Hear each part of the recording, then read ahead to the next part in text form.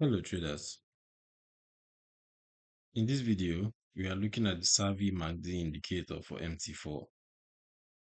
This tool is built around the classic MACD concepts and presents MACD information in a dashboard style format, helping you visually track momentum and trend strengths across multiple instruments and timeframes at once.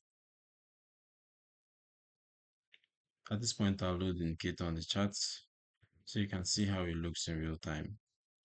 Remember to allow DLL imports. And there we have it. All right.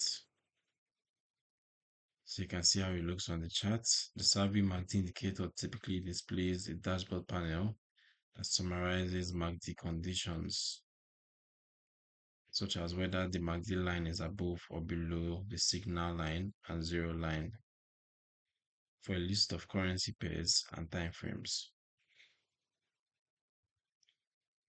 In many versions, color-coded cells or symbols show when MACD is bullish, bearish, or neutral, visually highlighting where momentum is aligned or divergent. Some implementations also display whether MACD has recently crossed the signal line or the zero line, implying a possible shift in momentum or a new trend phase. By glancing at the dashboard, you can quickly see which markets exhibit stronger bullish or bearish MACD readings and which ones are more range bound or indecisive.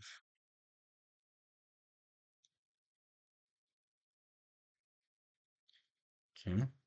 As for the indicator settings,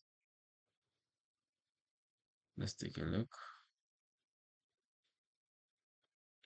Inputs. All right. Core settings generally include the MACD fast and slow EMAs and the signal line periods, which define how the underlying MACD values are calculated. You can usually select which currency pairs and timeframes the dashboard should monitor, building a customized watch list that matches your trading focus. Visual and alert settings allow you to change colors for bullish, bearish, and neutral states, and enable notifications when fresh MACD crosses or conditions changes occur.